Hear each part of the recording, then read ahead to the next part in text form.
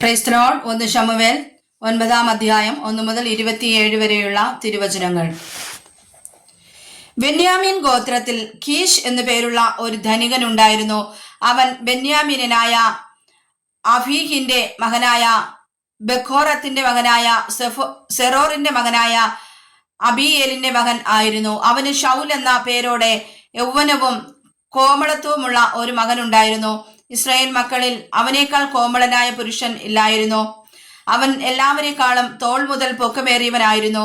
ഷൗലിന്റെ അപ്പനായ കീഷിന്റെ കഴുതകൾ കാണാതെ പോയിരുന്നു. കീഷ് തന്റെ മകനായ ഷൗലിനോട്, നീ ഒരു ഭൃത്തിനെയും കൂട്ടിക്കൊണ്ട് ചെന്ന് കഴുതകളെ അന്വേഷിക്ക എന്ന് പറഞ്ഞു. അവൻ എഫ്രയീം മല നാട്ടിലും ഷാലീഷ ദേശത്തും കൂടി സഞ്ചരിച്ചു, അവയെ കണ്ടില്ല. അവർ ഷാലീം ദേശത്തു കൂടി സഞ്ചരിച്ചു, അവിടെയും ഇല്ലായിരുന്നു. അവൻ ബെന്യാമിൻ ദേശത്തു കൂടിയും സഞ്ചരിച്ചു, എങ്കിലും കണ്ടു കിട്ടിയില്ല.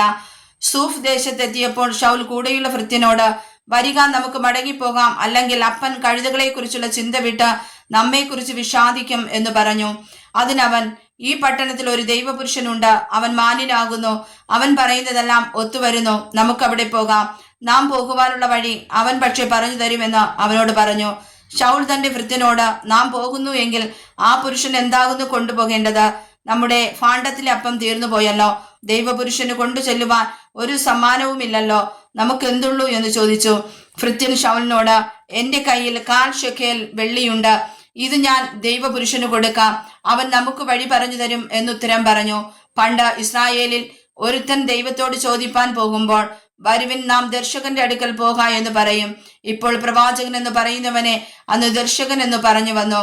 ഷൗൽ ഭൃത്യനോട്, നല്ലത്, വരിക, നമുക്ക് പോകാം എന്ന് പറഞ്ഞു. അങ്ങനെ അവർ ദൈവപുരുഷൻ താമസിച്ചു വന്ന പട്ടണത്തിലേക്ക് പോയി. അവർ പട്ടണത്തിലേക്കുള്ള കയറ്റം കയറി ചെല്ലുമ്പോൾ വെള്ളം കോരുവാൻ പോകുന്ന ബാല്യക്കാരത്തികളെ കണ്ട് അവരോട്, ദർശകൻ ഇവിടെയുണ്ടോ എന്ന് ചോദിച്ചു. അവർ അവനോട്, ഉണ്ട്, അതാ നിങ്ങളുടെ മുമ്പിൽ, വേഗം ചെല്ലുവൻ, ഇന്ന് പൂജാഗിരിയിൽ ജനത്തിന്റെ വക ഒരു യാഗമുള്ളത് കൊണ്ട് അവൻ ഇന്ന് പട്ടണത്തിൽ വന്നിട്ടുണ്ട്.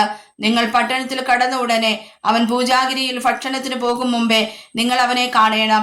അവൻ യാഗത്തെ അനുഗ്രഹിക്കേണ്ടതാകൊണ്ട് അവൻ ചെല്ലുവോളം ജനം ഭക്ഷിക്കയില്ല, അതിനുശേഷം മാത്രമേ ക്ഷണിക്കപ്പെട്ടവർ ഭക്ഷിക്കുകയുള്ളൂ.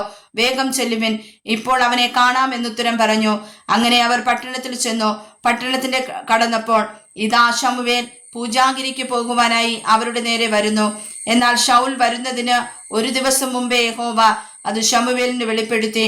നാളെ നേരത്ത് ബെന്യാമിൻ ദേശക്കാരനായ ഒരാളെ ഞാൻ നിന്റെ അടുക്കലയക്കും. എന്റെ ജനമായ ഇസ്രായേലിനെ ഭരിക്കേണ്ടതിന് നീ അവനെ അഭിഷേകം ചെയ്യണം. അവൻ എന്റെ ജനത്തെ ഫെലിസ്ത്യരുടെ കയ്യിൽ നിന്ന് രക്ഷിക്കും.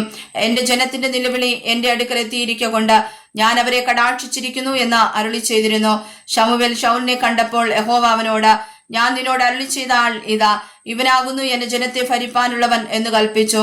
അന്നേരം ഷൗൽ പടിവാതിൽക്കൽ ശമൂവേലിന്റെ അടുക്കലെത്തി, ദർശകന്റെ വീട് എവിടെ എന്ന് പറഞ്ഞു തരണമേ എന്ന് ചോദിച്ചു. ശമൂവേൽ ഷൗലിനോട്, ദർശകൻ ഞാൻ തന്നെ, എന്റെ കൂടെ പൂജാഗിരിക്ക് പോരുവിൻ, നിങ്ങൾ ഇന്ന് എന്നോട് കൂടെ ഭക്ഷണം കഴിക്കണം. നാളെ ഞാൻ നിന്നെ യാത്രയയക്കാം, നിന്റെ ഹൃദയത്തിലുള്ളതൊക്കെയും പറഞ്ഞു തരാം. 3 ദിവസം മുമ്പേ കാണാതെ പോയ കഴുതകളെ കുറിച്ച് ചിന്തിക്കേണ്ട, അവയെ കണ്ടു കിട്ടിയിരിക്കുന്നു. എന്നാൽ ഇസ്രായേലിന്റെ ആഗ്രഹമൊക്കെയും ആരുടെ മേൽ? നിന്റെ മേലും നിന്റെ സർവ്വപിതൃഭവനത്തിലെ അല്ലയോ എന്ന് പറഞ്ഞു. അതിന് ശൗൽ, ഞാൻ ഇസ്രായേൽ ഗോത്രങ്ങളിൽ ഏറ്റവും ചെറുതായ ബെന്യാമിൻ ഗോത്രത്തിലുള്ളവനും എന്റെ കുടുംബം ബെന്യാമിൻ ഗോത്രത്തിലെ സകല കുടുംബങ്ങളിലും വെച്ച് ഏറ്റവും ചെറിയവനുമായിരിക്കെ നീ ഇങ്ങനെ എന്നോട് പറയുന്നത് എന്തെന്ന് ഉത്തരം പറഞ്ഞു. പിന്നെ ശമൂവേൽ ഷൗലിനെയും അവന്റെ ഭൃത്യനെയും കൂട്ടി വിരുന്നുശാലയിൽ കൊണ്ടുചെന്ന് ക്ഷണിക്കപ്പെട്ടവരുടെ ഇടയിൽ അവർക്ക് പ്രധാന സ്ഥലം കൊടുത്തു. ക്ഷണിക്കപ്പെട്ടവർ ഏകദേശം 30 പേരുണ്ടായിരുന്നു. ശമൂവേൽ വെപ്പുകാരനോട്, നിന്റെ പക്കൽ വെച്ചുകൊള്ളുക എന്ന് പറഞ്ഞ് ഞാൻ തന്നിട്ടുള്ള ഓഹരി കൊണ്ടുവരിക എന്ന് പറഞ്ഞു. വെപ്പുകാരൻ കൈക്കുറകും അതിന്മേലുള്ളതും കൊണ്ടുവന്ന് ഷൗലിന്റെ മുമ്പിൽ വെച്ചു.